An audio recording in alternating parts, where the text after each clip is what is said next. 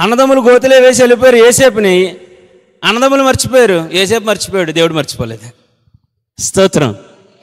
ఏదైనా మనం మర్చిపోతాం, దేవుడు మర్చిపోడు. ఖచ్చితంగా గుర్తుపెట్టుకుంటాడు, తగిన సమయంలో ప్రతిఫలం ఇస్తాడు. ఆమేన్, ఆమేన్. హల్లెలూయా, హల్లెలూయా, హల్లెలూయా. ఎంత గోతులో వేసినా ఎంత అమ్మేసేడికి బుద్ధి రాలేదంటే ఇంకా దేవుడు దేవుడు దేవుడు అని ఎడుతున్నాడు ఏంటని చాలామంది అనుకున్నారు యోసేపు నిమిత్తం. అవునా కాదండి?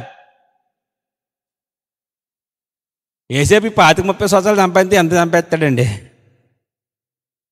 ఎంత సంపాదించేస్తాడు మామూలుగా చెప్పండి సుప్రియ గారు. తన జీవితం ఏదో అలా ఉండి ఏదో 10వ పరక వెనకాల ఉంటుందేమో.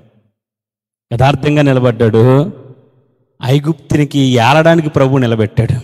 స్తోత్రం. నేను అందుకే అంటే ఇప్పుడు మనం తక్కువగా ఉండొచ్చు, రేపు మందే.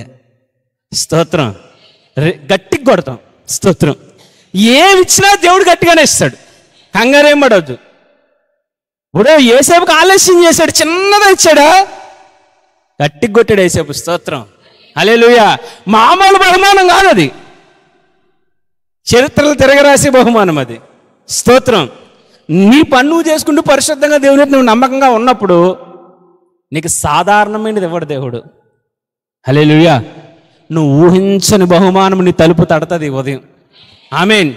నువ్వు ఊహించుండో అది నీ తలుపు తడుతుంది ఉదయం. ఆమేన్.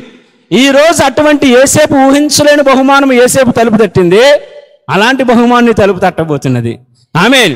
నీ దరిద్రం పోయేంత బహుమానం దేవుడు నీకు ఇస్తాడు. హల్లెలూయా, హల్లెలూయా. నమ్మకంగా ఉన్నాడండి. బట్టలు కూడా లేకుండా యోసేపు జీవితాన్ని పతనానికి చేసేసారంతే. కానీ దేవుడిచ్చింది మంచి బహుమానం. స్తోత్రం. హల్లెలూయా, హల్లెలూయా. యోసేపు దరిద్రం అంతా పోయింది. స్తోత్రం. హల్లెలూయా. యోసేపుని ఇంకా బ్లెస్ చేసి అనేక మందికి ఆశీర్వాదకరంగా నిలబెట్టాడు. ఆమేన్, ఆమేన్.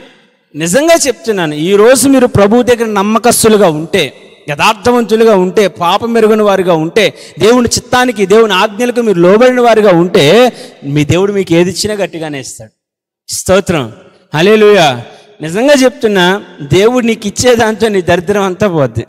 అంత గొప్ప కృపగా దేవుడు ద్వారాలు తెరుస్తాడు. హల్లెలూయా, హల్లెలూయా. స్తోత్రం. విద్యావంతులు, జ్ఞానవంతులు, వాళ్ళ వీళ్ళు వెర్రివారిని చేసి సైతము కూడా నిన్ను దేవుడు దీవిస్తాడు. హల్లెలూయా. నా దగ్గర ఇన్ని తలాంతులు లేవండి, విద్యలో వెనకబడ్డానండి, ధనంలో వెనకబడ్డానండి, జ్ఞానంలో వెనకబడ్డానని అంటావా? వాళ్ళందరికీ మించిన కృప నీకు ఇస్తాడు.